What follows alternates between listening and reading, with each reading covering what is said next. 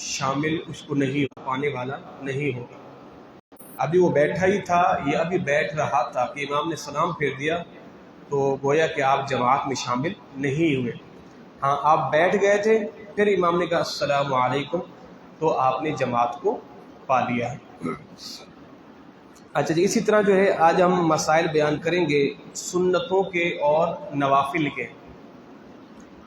سنت دو طرح کی ہوتی ہے، ایک ہوتی سنت مؤکدہ اور ایک سنت غیر مؤکدہ۔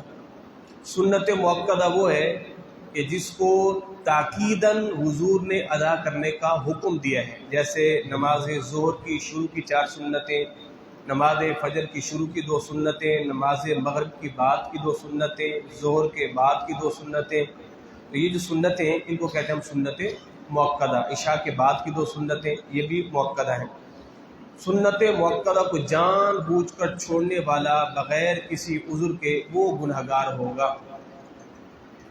عذر ہے تو ایک آدھ دفعہ چھوڑنے کی اجازت ہے، مگر اس پر بھی عتاب ہے، یعنی اس پر بھی پکڑ ہے، سرزنش ہے۔ اور سنت غیر مؤکدہ پڑھنے پر ثواب ہے، نہ پڑھنے پر گناہ نہیں ہے۔ اور نوافل کے اوپر بھی یہی حکم ہے، نفل نماز پڑھیں گے ثواب ہے، نہ پڑھیں گے تو گناہ نہیں ہے۔ مگر جو مؤکدہ ہیں، نماز فجر کی 2 سنتیں، ان کی سب سے زیادہ تاکید ہے، یعنی جتنی بھی سنتیں مؤکدہ ہیں نا، سب سے زیادہ تاکید وہ نماز فجر کی 2 سنتوں کی۔ اس کے بعد نماز ظہر کی جو شروع کی 4 سنتیں یہ مؤکدہ ہیں، فرضوں کے بعد کی 2 سنتیں وہ مؤکدہ ہیں، اور عصر میں 4 جو ہیں وہ غیر مؤکدہ ہیں، مغرب میں جو 2 سنتیں وہ مؤکدہ ہیں اور 2 نفل ہیں، اور عشاء کی شروع میں جو 4 ہیں وہ غیر مؤکدہ ہیں، اس کے بعد 2 مؤکدہ، باقی 4 جو ہے وہ نفل ہیں۔ تو مؤکدہ اور نفل ان دونوں کا غیر مؤکدہ اور نفل ان دونوں کا ایک ہی حکم ہے، اور مؤکدہ کا حکم جو ہے وہ سخت ہے۔ اچھا، جس طرح ان کا حکم الگ الگ ہے، اسی طرح ان کو پڑھنے کا طریقہ بھی الگ ہے۔ آج سنیے گا توجہ کے ساتھ، یہ آپ کو اکثر کو تو ابھی پتہ چل رہا ہوگا کہ مؤکدہ اور غیر مؤکدہ کو پڑھنے کا طریقہ کیا ہے۔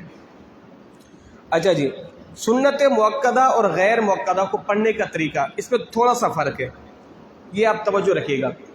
سنت جو مؤکدہ ہے نا، ان کو ہم ویسے پڑھیں گے کہ جس طرح جو ہے ہم فرائض کو ادا کرتے ہیں، اور جو غیر مؤکدہ ہیں ان کو ایسے پڑھیں گے جیسے نوافل ادا کرتے ہیں۔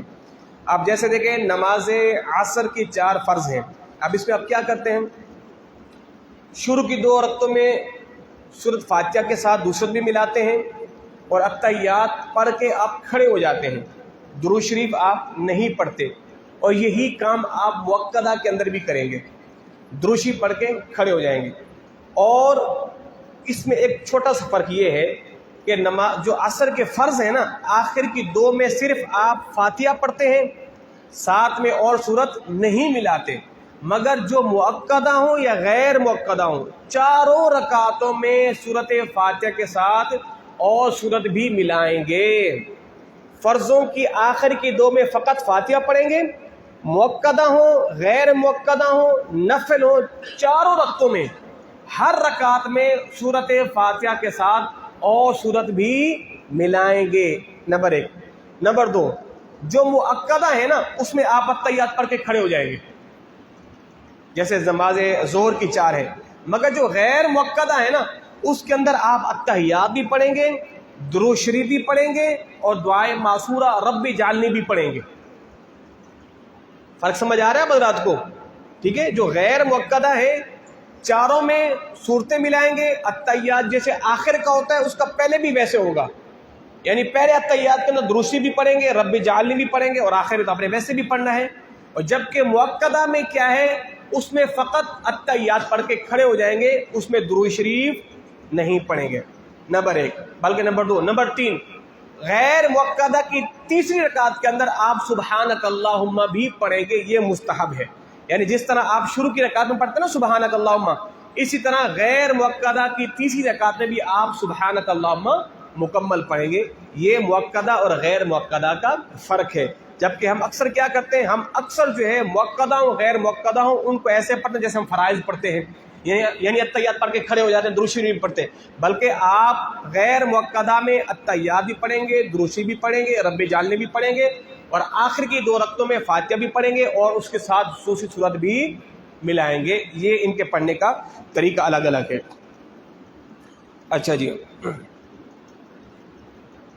اور جو غیر سنت مؤکدہ ہیں اس میں آپ درود شریف نہیں پڑھیں گے پہلے اتحیات میں. اگر آپ نے بھول کے پڑھ بھی لیا نا تو آپ کو آخر میں کیا کرنا ہوگا؟ سجدہ سہو کرنا ہوگا. اچھا جی, نماز فجر کی 2 سنتیں.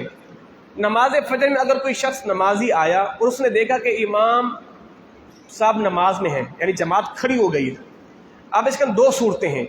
اگر آپ سنتیں پڑھیں گے اتنے میں جماعت ختم ہو جائے گی تو پھر تو آپ سنتیں نہیں پڑھیں, پھر تو آپ سنتیں چھوڑ دیں, فرضوں میں شامل ہو جائیں. اگر آپ سمجھتے ہیں کہ نہیں جماعت ابھی شروع ہوئی ہے, اتنی دیر میں 2 سنتیں پڑھ کے امام کو پہلی رکعت میں یا دوسری رکعت میں یا اتحیات میں پا لوں گا, پہنچ جاؤں گا, تو پھر آپ پر لازم ہے پہلے کیا پڑھیں؟ سنتیں پڑھیں. پہلے سنتیں پڑھیں پھر فرضوں میں شامل ہو. اگر آپ سمجھتے ہیں نہیں میں سنتیں پڑھوں گا, امام صاحب دوسری رکعت میں وہ سلام پھیر دیں گے یا اتحیات میں سلام پھیر دیں گے, تو پھر آپ سنتوں کو چھوڑ دیں, فرضوں میں شامل ہو جائیں. سورج نکلنے کے 20 منٹ کے بعد آپ ان سنتوں کو پڑھ سکتے ہیں. اچھا جی, اسی طرح جو ہے نماز ظہر ہے. نماز ظہر کی آپ نے سنتیں پڑھنا شروع کی, جماعت کھڑی ہو گئی ہے. اچھا, نماز ظہر کی سنتوں کا یہ حکم نہیں ہے جو فجر کا ہے, کیونکہ وہ سنتیں اہم ہیں. ظہر کا یہ نہیں ہے, کیونکہ ظہر کی سنتیں اگر آپ نہیں پڑھ سکے تو فرضوں کے بعد پڑھ سکتے ہیں, مگر فجر کی نہیں ہے, کیونکہ فجر کا آپ نہیں پڑھ سکے تو ظاہر ہے جماعت کے بعد تو ٹائم ختم, پڑھ بھی نہیں سکتے.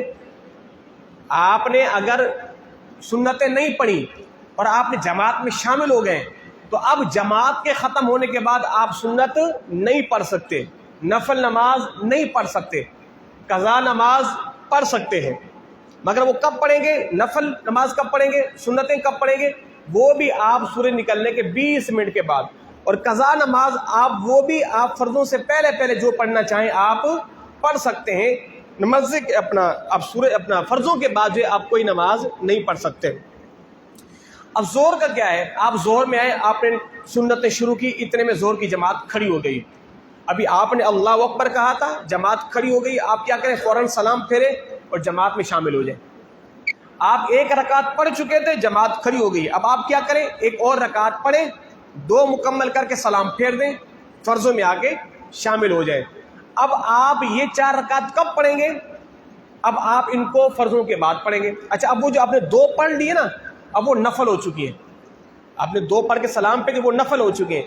اب آپ کیا کریں گے؟ جس کی نماز ظہر کی شروع کی 4 سنتیں رہ گئیں, کیا کرے گا؟ پہلے فرض امام کے ساتھ, پھر اس کے بعد 2 سنتیں جو ہم سنت ظہر کے بعد پڑھتے ہیں وہ پڑھیں گے. اس کے بعد پھر 4 سنتیں پڑھیں گے جو شروع کی 4 سنتیں ہماری رہ گئی تھی. اس کے بعد پھر ہم نفل پڑھیں گے.